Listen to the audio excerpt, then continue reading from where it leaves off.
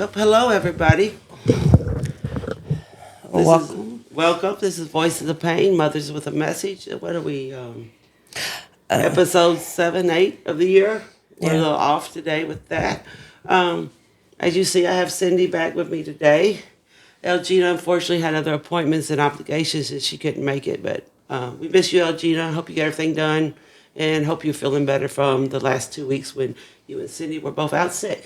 Okay, I'm feeling a little bit better. It's great and wonderful. It's seasonal allergies. It turns into crap. Yes.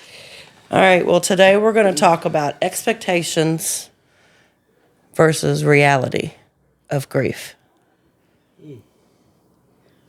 No one ever, everyone wants to tell us how to grieve, that it's like just stages and you'll be better, but that's not actually what it is. No, those 5 stages of grief were actually made for a living person with cancer. So it wasn't made for a mother Death. grieving death. Right. It was made for somebody to, plead with God, please take it away, the pleading, the bargaining, as they call it, the realization I have it, the anger, acceptance, the depression, acceptance, all the little stages. Yeah. So I feel with grief, there's many stages. You might go off on one where you're just depressed and down. 10 years down the road, you can still go back to being depressed, but hopefully you've got tools to learn how to deal with that along the way where isolation is good sometimes. But don't do isolation for self-harm, or if you're really, really mentally not there, please reach out and call somebody because it does happen. It's happened to us. I personally like being sort of isolated, but I know I have the phone to reach out to Cyndee, to my sisters, to my mother. I have, thankfully, because I'm joined the ACE group, I have a strong group of sisters who show so much support and love. I just want to shout out to all the sisters of ACE. And all the ladies I met along the way, and the dads that are in it too. As society thinks grief ends. They want you to get back to work, and you're supposed to perform as you did prior. Days. Yeah, 3 days. You get 3 days. Suck it up. 3 days. You're back. No, you're never. But it doesn't end. It just changes. We learn how to live with it. At least, it takes a while, sometimes, everybody's timeline is different. And don't ever think that, we're really close in age, but we're on 2 totally different paths. Like everybody knows, with my case, he got caught the day of the murder. He was in jail within, 2 years, I think. I can't remember the dates on that. He was got final sentences. He has been in prison since he's murdered. I fought parole 3 times. Come November, I won't have to fight it again. But in a few months after that, he will complete his sentence that the justice of the Commonwealth of Kentucky gave him. And Cyndee's just beginning this journey. Our sister Elgina, who's normally here with us, she hadn't got to begin this. Yeah, 11 years and nothing at all. I am thankful that she had the courage and bravery to show up and sit with me through court. I don't know if she's come with anybody else in court, but she saw, putting herself in my position on what she was doing. I thank you for the support that you gave and just to sit through that because it's a big deal. I've sat through other mothers with their court dates and stuff. You need your sisters there to support there in court because you really can't say anything. Here in Kentucky, they expect you to, well, in Louisville, I was in Franklin County, different, Frankfort where our laws are made. Our capital, totally different than the Louisville court, but it's a lot. No matter where you're going to court at, it's a lot. Yeah, my trial starts in July. I've been in and out of court for 5 years, as we know. But as I was sitting here thinking about, today's podcast, I was like, how do I interpret how other people expected me to grieve? Because everybody's interpretation is different. Everybody grieves different.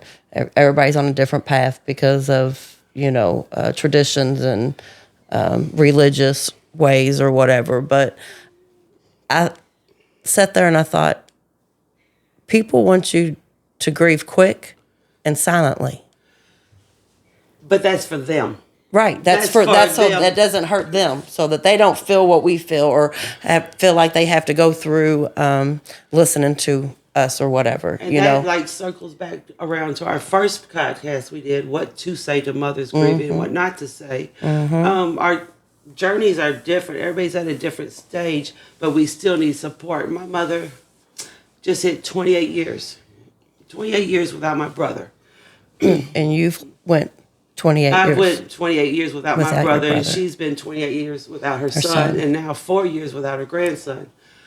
So I did what I do always, Mom, how you feeling today? And don't give me the okay. Because Yeah. as grieving mothers, we generally say, okay, I want to know how my mom feels. So I took time out of my day. Mom, this is about you today. Yeah. I want to listen to you. And she's like, well, baby, it's about you too. That was your brother. No, Mom, today's about you. So she actually said she felt great the other day. She knew Chance was in her bed. But the day before, she was depressed. And it hits us differently because I told her her body's going back 28 years ago, the night before, or the night when she got that phone call. That's why she was sad the day before. And that's a good point on expectations. When we first start grieving to 10 years, 28 years later, our expectations are totally different than what we expected when we first started. You know, I didn't think I'd ever get out the bed again after my daughter was murdered. I didn't think I'd be sitting here today in front of you all talking because I just listen to everybody. I'm very quiet. I observe. Oh, yeah. I watch energies. I watch the auras. But the day that they said, who wants to sign for a podcast, like I've told you all before, my hand went straight up. Hey, I'm like, oh, pull it back down. Because I don't personally like public speaking when there's a lot of people in front of me. But with this podcast, I know you all are listeners, and we're going to grab millions of followers. We're going to speak that into existence. But I feel more comfortable here because I'm in our little sister circle house, or one of our ACE houses, and I feel safe with my sisters. I can explain what I want to say on this podcast. And if I happen to cry or break down, this woman right here, and Elgina is here, that the three that mainly do it understand. They feel safe, understood. They know what I'm feeling. Mm-hmm. And so I can express myself more and to help you all out there. Right. This podcast actually, Mondays are my day to get up and know I have to go do a podcast. Okay. So I'm excited for Mondays. It's like, okay, you've been through a lot of stuff the last 2 weeks. Can you face today? So like these last 2 weeks, I had to deal with the anniversary of my brother. And also my little puppy had passed away. Last time I told you I pushed through and made it through the podcast. He was sick. He passed away 2 days later. And the love from the A sisters, like, Miss D, thank you. Her personally, because she's dealing with the death of another son. 2 sons have passed of hers. Mm-hmm. She took time out to call and text me. Some of the others, Miss Karen, Miss Rita, Cyndee, I talked to her as soon as she heard it. Cyndee, my puppy. Yeah. And I went through the grief stages that we talk about. It was like all in within 10 hours. Yeah. I was emotional. I cried over him. I was mad that it's happened because I blamed myself. I could have been a better doggy pimp, but I couldn't blame myself because things happen in life. Right. But you go through that emotion anyways because it's just human to do that. Right. So. You know. Right. Well, and so we're talking about relationships, and we have gotten new relationships, but when we first start walking in this path, the expectations that we have of our relationships with our husband and our friends and our family members and what we actually really get in this grief journey is sometimes it's not what you expect. At all what you expect. You're still crying? Why are you crying today? Mm-hmm. It's not an anniversary or something. Friends walk away because they don't know how to deal or they don't want to deal, you know. But we get a whole new family. From this ACE. Yeah. I would never met some of these ladies in my past normal life. That's why I call it my past. Before Dre. To me, in my life, it's before Dre and after Dre. Right. Before Dre, probably would never met Cyndee. We didn't walk in the same path. Miss D. I knew Miss Rose, so I was always associated with Miss Rose. Right. I supported Ace from the from afar when she had things. But now that I'm in this, I hate how we all met, but I love. I'm so glad that we did. So glad that we did, because we're all from totally different backgrounds, and we are still understanding and caring and there for each and we other. support each other so much. So what I'm saying to you all, even if it's just one friend you have to call, keep that friend, keep them in the loop. If you're the friend that says, "How are you feeling today?" Be honestly ready to let them just If speak you're it asking, out. right? If you're asking, be ready for the answer. Because I have people, "How you feeling? I know you lost your son. Are you going to get him, different things? Are you going to get him cremated?" No. I can't go. I personally couldn't go through that again. So I feel better. My puppy's at rest, and Yeah. I always just say Drake took him from me now. Like, Okay, he's up sometimes there in instead heaven of playing with Drake. laughing, you gotta laugh instead of cry about it. So I just say, "Hey, Drake got a little cute puppy."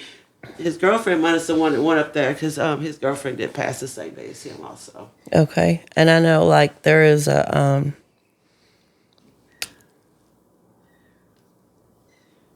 how do I want to put this? In relationships with your spouses, there's a lot of divorces. That's where separations that happen with major losses.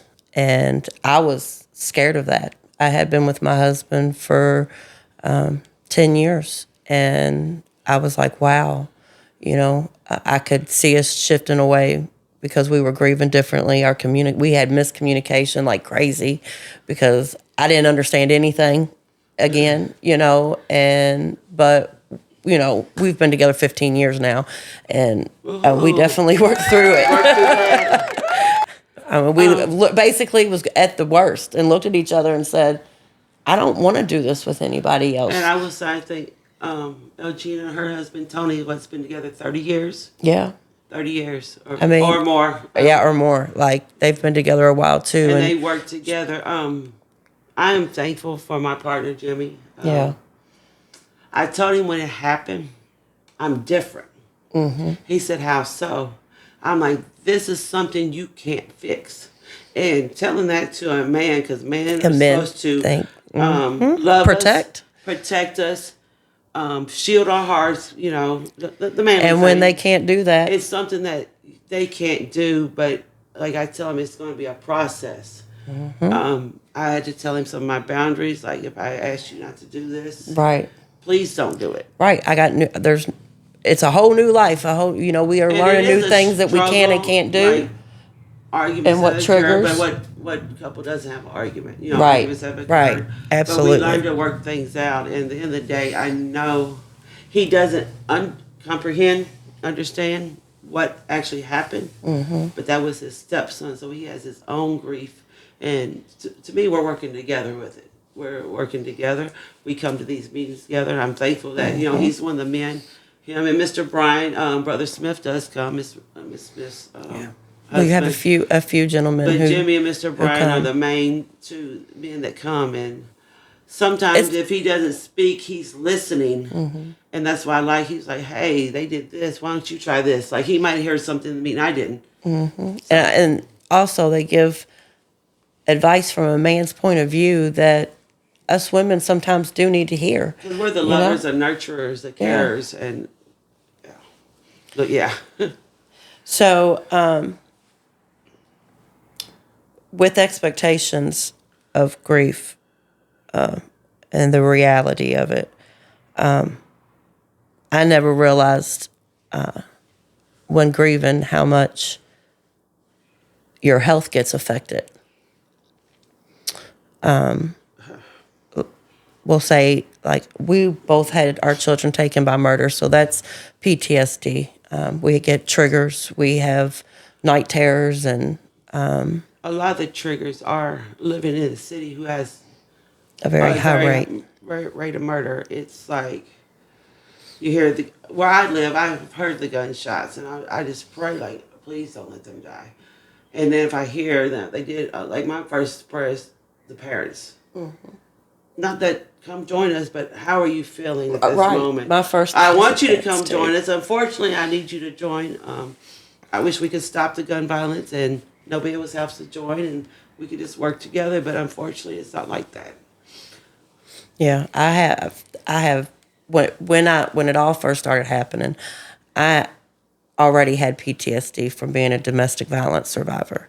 So my PTSD came back, and it came back twice as bad, because not only was I having the PTSD from my daughter's murder, I was also reliving past PTSD.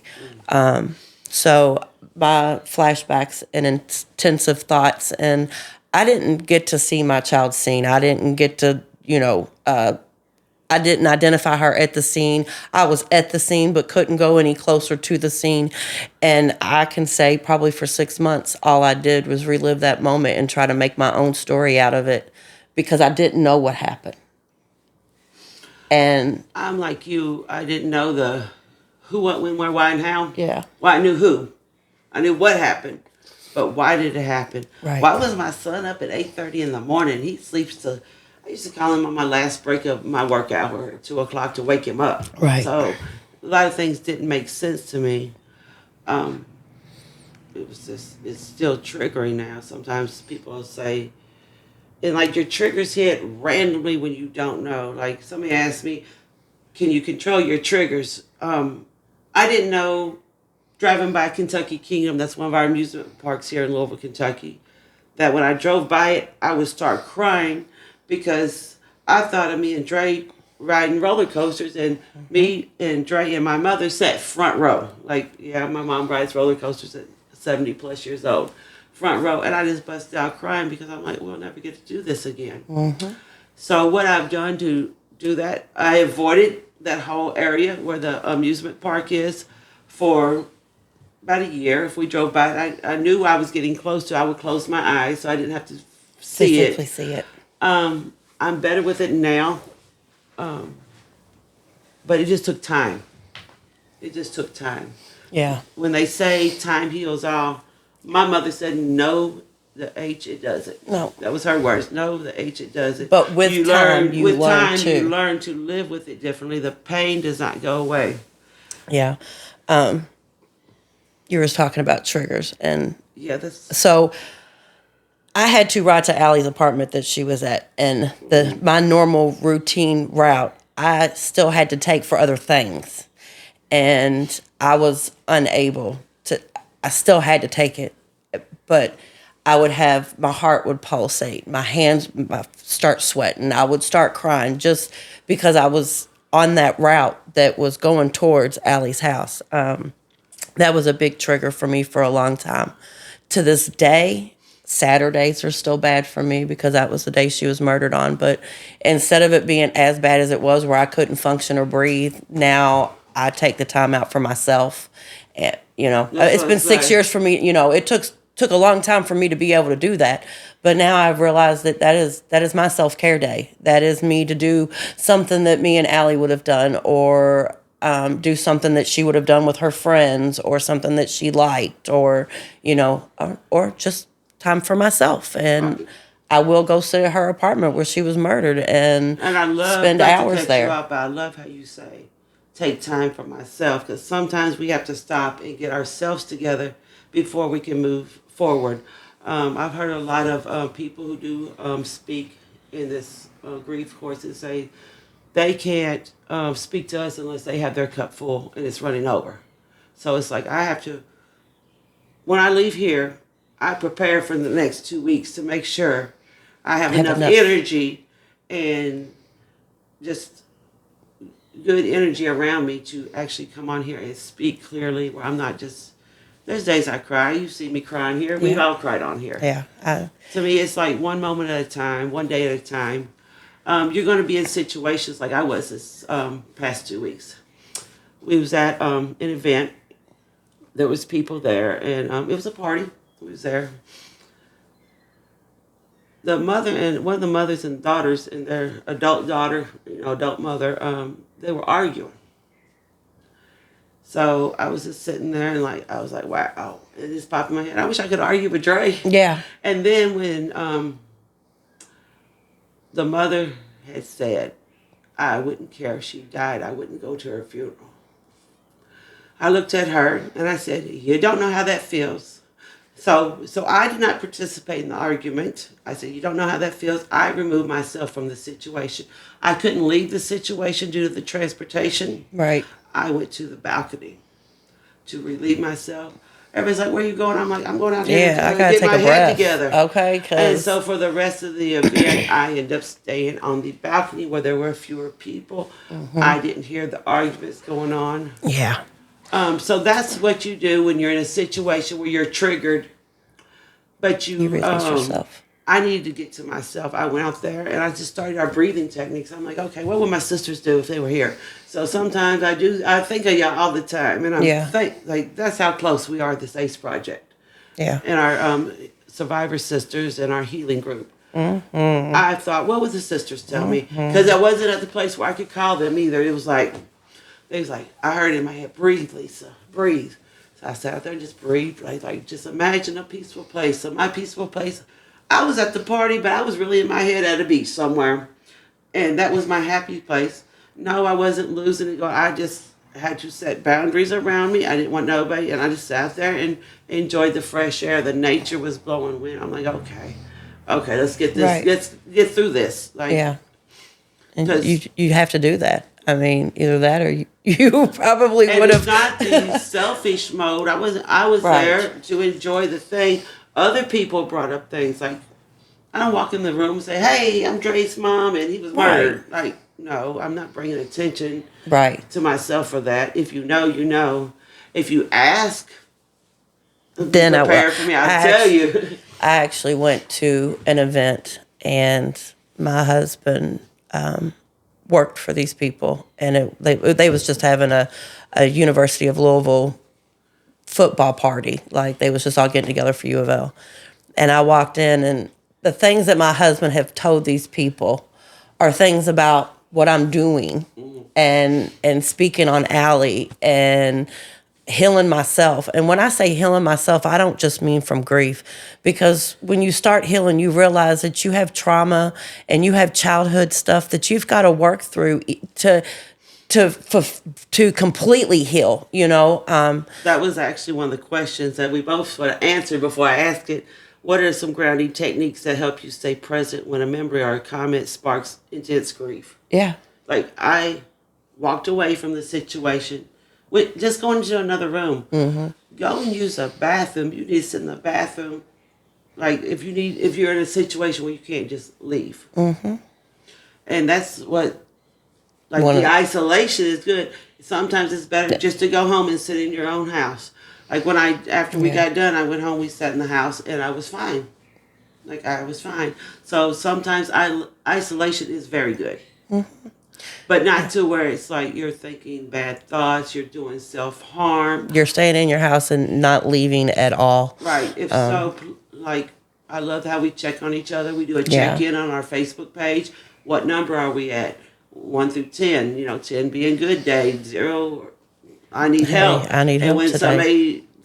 When I see somebody listing a number 4 and below, I'll send them a text. Yeah.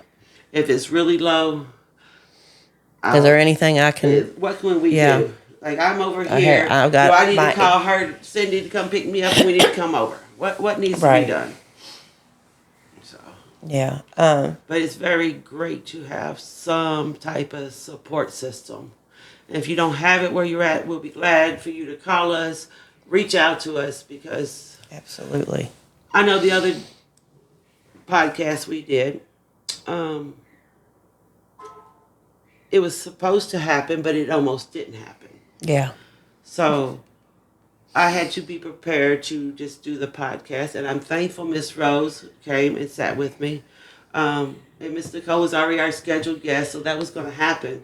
I didn't want to cancel it again, so somebody was listening that day to our podcast and said we were speaking directly to you. Yes, we are speaking directly to you today. Yes. Call somebody, get some help. Go see Miss Nicole and get some oil treatments. Reach out to us if you need help. Yes. I hope we are speaking to you and find many you more. a group.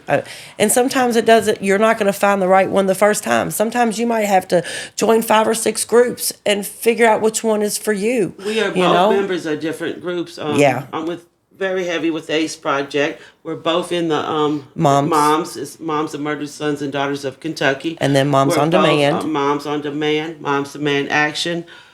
She's with several other ones as well. Grief to Hope and Less is More, which is all different organizations that have to deal with grief. Even when choosing your counselor, because Yes. I was looking for a personal therapist counselor. At that time I was looking, I couldn't find one that could identify with life experience I've had. I wanted the counselor, like I had prerequisites for my counselor because I feel like that's my self-care, so I should choose who counsels me. And I couldn't find one. I wanted somebody who had lost their child. Unfortunately, lost their child before me, and I wasn't wishing that to happen. And so they could understand, how I actually feel. They don't know exactly, but we're on the same wavelength. We lost our children to murder, so yes.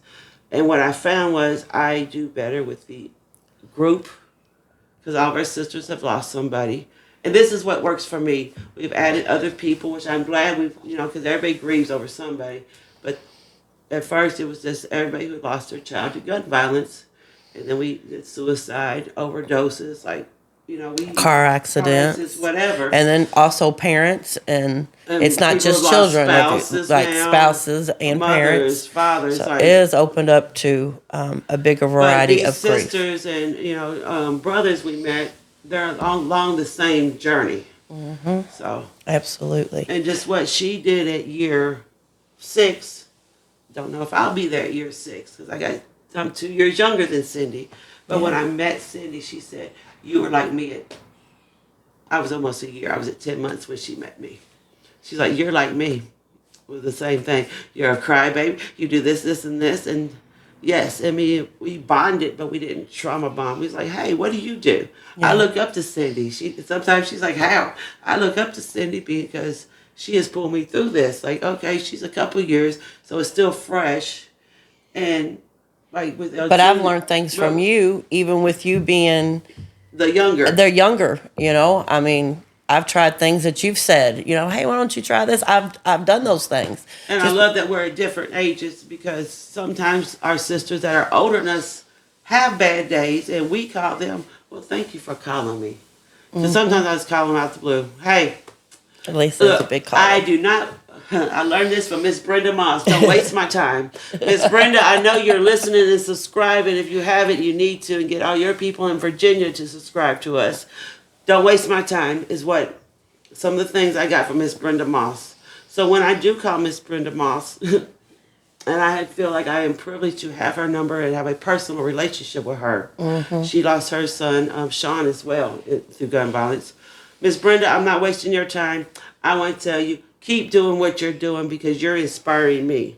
Keep doing this. And that's it. Goodbye. Have a wonderful day. Less than a minute phone call. Yeah. And I'll get a text back, maybe later, maybe not. You have made my day today. Right. Or I'll send Cyndee, this is a sign if you've been looking for okay. it. I don't know what she's thinking that she needs a sign for, but I try to be very thoughtful. And most of the time when you send stuff like that, stuff is going on that I needed a sign, or I had just seen a sign, or so it. But the support in your grief with losing a child, you don't need to be by yourself all the time. I love myself. I'm learning to love myself again. I love being by myself, but I do need the interaction. Mm-hmm. Hey, what you doing? Not just. I love our meetings we have. Mm-hmm. It's every 2 weeks. Everybody knows that because I timed it down. We get one day out of a year because it's one hour. Full 24 hours. So I've learned not to waste time through this too. Mm-hmm. But I've also procrastinated, so don't think I'm on time because I noticed the other day. It took me 4 years to hang up some curtains in my home. And I know everybody says, oh, that's easy. But with grief, I don't care about the curtain. I kept looking. We had blinds, they look nice. But I was like, something that took 5 minutes to do, it took me 4 years to do. Yeah. So I'm not always, I wasted 4 years of doing that, but I don't feel like I wasted it because I needed to build up my energy and able to say, hey, these colors go with this. Yeah. Get back into my designing mode, like my activities. Just It took me 4 years to do a 5-minute task. There's a lot of things that Allie's number's still in my phone.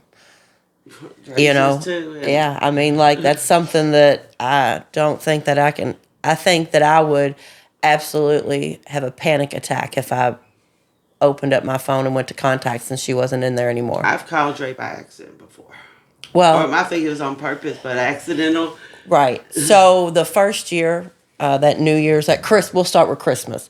Christmas, that New Year's, that first 2020 to 2021, Allie had a phone number. We all was doing those group text messages. Well, I don't know if they thought about it or they just didn't care, but Allie's number was still connected to everybody's messages. And we were sending Happy New Year's and Merry Christmas. And on New Year's Day, I received a phone call from Allie's phone number. And so it showed up, Alexandria Nicole. And I answered it, and the guy on the other line said, "Hi, ma'am, I know this is going to be really strange." And I just started busting out crying, and he was like, "Oh, my God, what have I done?" You know? And he said, "I have a new number, and I'm getting all these text messages, and I just need you all to know that this number is not that person's anymore." And I said, "Sorry, sir, my daughter was murdered in March, and I don't think any of us really thought about deleting her phone number yet." And he sat on the phone with me for 30 minutes and listened to me cry because it was the first time that I had something unexpected happen to me that at the same time to me was a sign, because it was my daughter's number calling me, telling me Happy New Year's, So, I mean, now that's how I look at it. But at the time I was absolutely devastated, right. but he had empathy and compassion for me. And he told me he was sorry, for even calling me and saying anything. But out of everybody's number, out of the group, why did he call just mine? I am the only number he called. That's why I say it's the sign. I think because it's signs like when people see red birds. It's well, I got a red bird story in a minute. I want to tell. Elgina's little, it just happened. And Elgina's little on the Louie 9th. dog was chasing red birds. She almost got sent to my house for the day. Okay. So I'll go ahead and tell this story real quick. I was going to tell it right at the end, but I can go ahead and tell it real quick. So my youngest daughter, Brooklyn's 21st birthday was the 9th of this month. Now, her and Allie, before Allie passed, they had plans. Every birthday, they was going out of town. They was going to concerts. They was going to do this. They was going to do that. Well, Allie's boyfriend and her and another couple was going to Atlanta to go see Mariah the Scientist and tour Atlanta. And they were dropping the baby off for me to watch the baby for the weekend while they went and explored Georgia.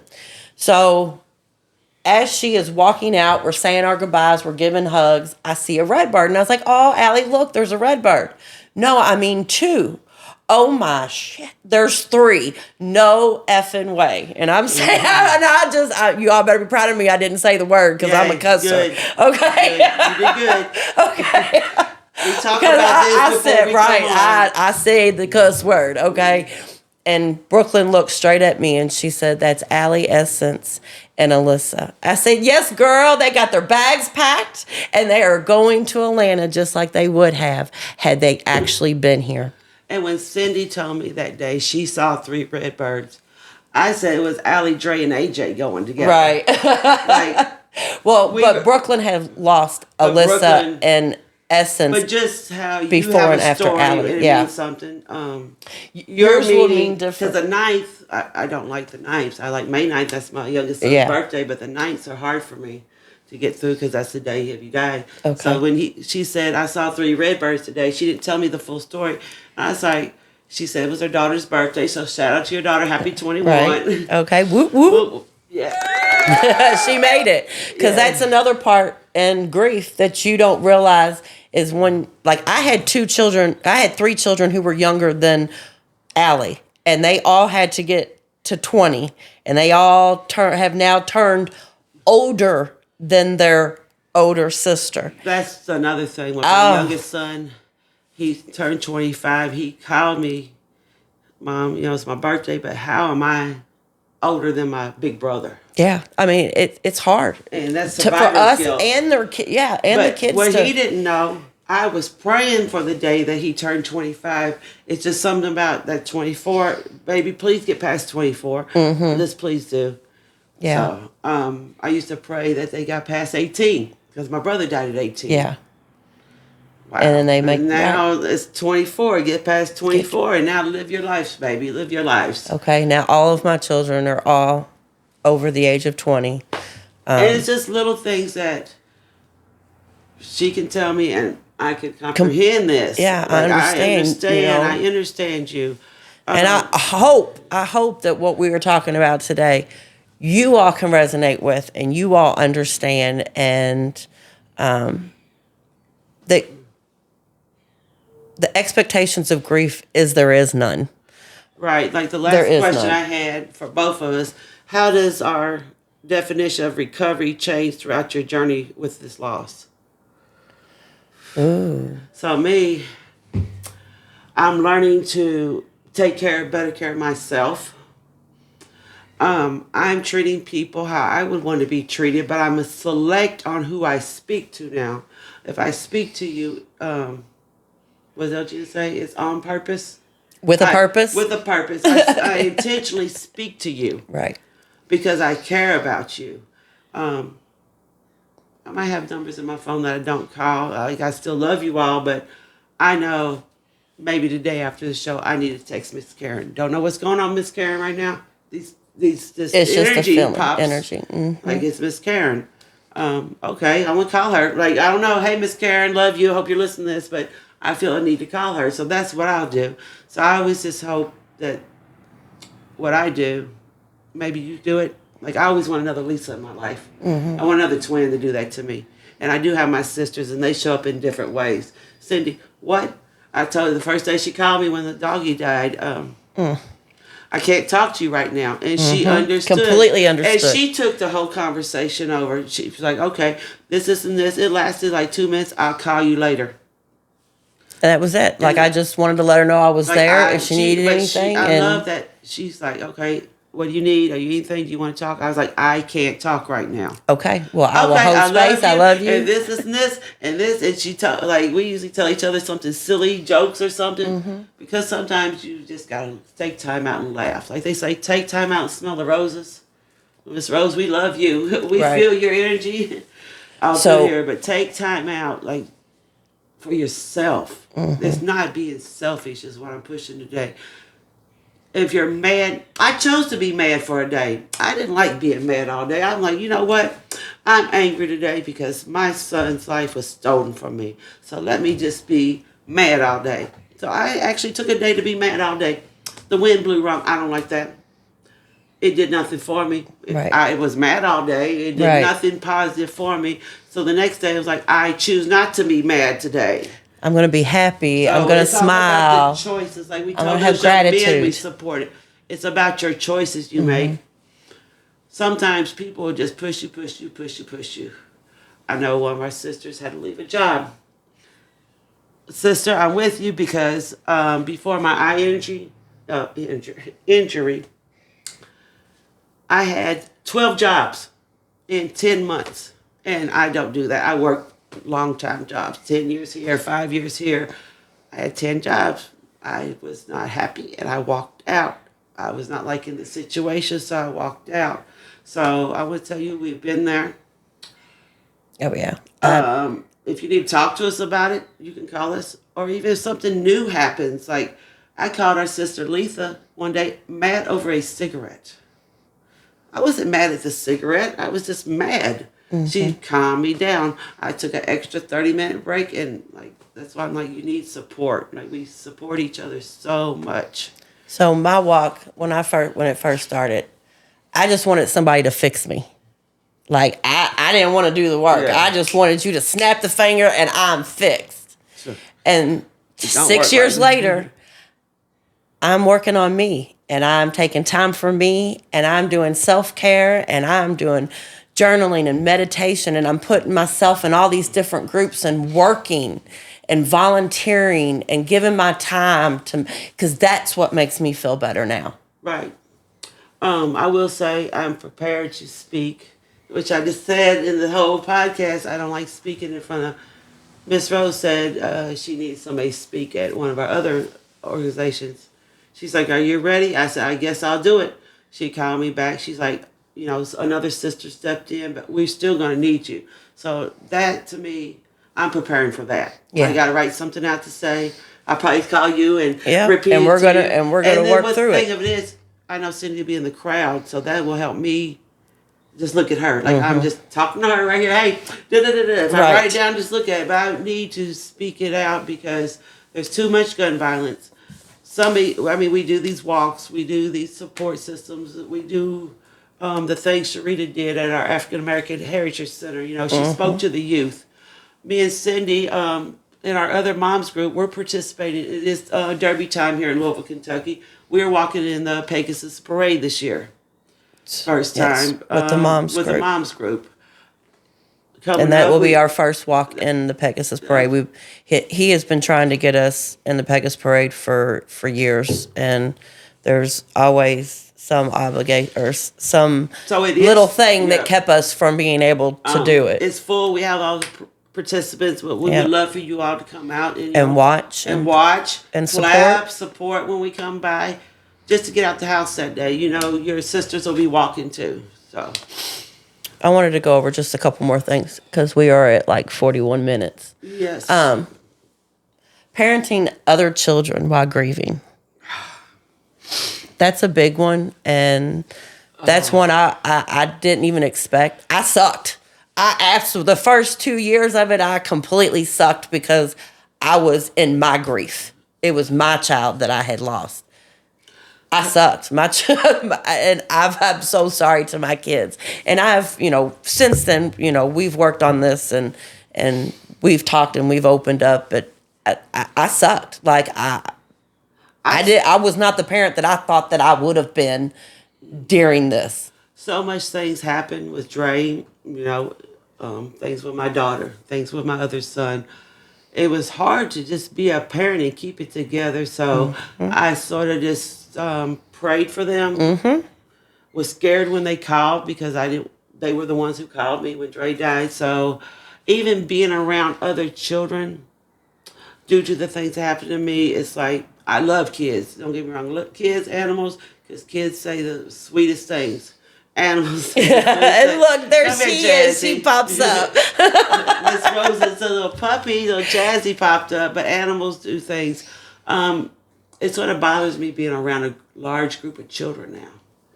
And not that the kids do anything. I feel sad that I don't have mine. But then I'm not feeling no type of way towards them. It personally bothers me. Because Elgina had recently, did her Legacy of Love through Lace Up Louisville. I showed up for Elgina because I needed to show up for her because I know she will show up for me if I have an event. And it's not just that. I wanted to show up for her just to say, hey, I love you. I support what you do. There was a lot of young men in that room. She didn't know, and this is probably the first time I'm saying it, was triggering to me. I was like, wow, these boys. So what did Lisa do? I stepped out to the back porch to get myself together because I didn't want to break down crying because it wasn't about me. This was to support Elgina and AJ. But we are learning things that we can do and that we can't do, and where we need space still. Because again, I'm only 6 years old. She's 4.5. Like we're both still brand new in this journey. We are working with the hands we were dealt. Absolutely, and we are learning it as we go. So we're right about the time, and we brought in working with the hands we were dealt. Cyndee, did you happen to get numbers? Because last podcast I did not get it. So I will say there was 1,272 shot spotters that resulted in 52 non-fatal and 22 fatal. When you go and look at the statistics on the Office of Violence Prevention, Louisville, Kentucky.gov webpage, you can see that our numbers are almost exactly the same as last year, but we are less than we were in 2023, 2022, 2021, 2020. Like those were some very our rates were they were a lot higher than what they are now. Are these numbers good? Heck no. And what's sad, they are children. Yeah, these kids, these are kids. These are shot. A 13-year-old shot somebody. These are our children. Yes, and that one shot changes everything. And it doesn't just everything, change not just that person's life. Who yours died. too. Your family. It changes the families. It changes his friend's perspective. It changes the grandmother, the aunties, the cousins. It just doesn't stop with the parents. No, it affects my son's second cousin. It affects his friends. Like they don't get to grow up together. Yeah. So just think. We've had 74 people just this year be affected. And each one of those people have at least 10 people that's also affected with them, but in a different way, but they're still affected. That's a whole lot of people who are being affected by gun violence, and we're not doing anything about it with our mental health. You know, I mean, like, we need to get like it's crazy out here. More people with mental health.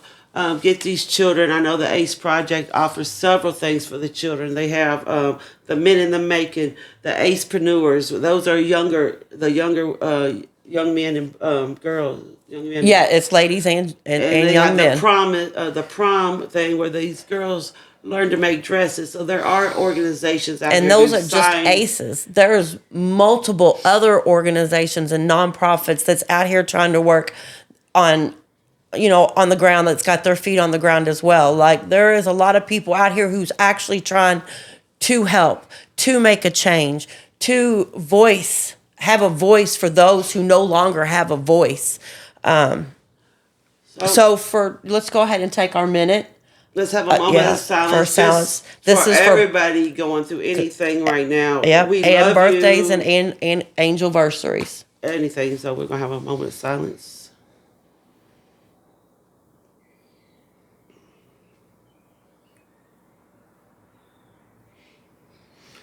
Okay, so we're going to end our podcast today, like we always do. Elgina's not here. And she made a promise to AJ, her son, at the grave to be better, not bitter. And she always loves us for free, and there's nothing you can do about it. And I have my triple L's. We're going to laugh because it's contagious and healing. We're going to live and not just survive. And we are going to love everyone, not excluding yourself. Right. And I'm Dre's mom, and I always ask everybody to do right every day. Let's stop the funerals. Enough is enough. Start being the light. Yeah, start being the light for people. We also have a walk coming up with the moms group, and they want June 6th. That's June. So mark it on the calendar because it's National June 6th. Gun Violence Day nationally. National Gun. We ask everybody to wear 100 orange. We're going to be wearing wherever orange. you're at in the United States. And walk. It's National Gun Violence Day. So to my subscribers that are in London and in Africa, we ask you to wear orange on June 6th. June 6th. Thank you all. Be somebody's light. Do right every day. Peace. Act compassionately every day.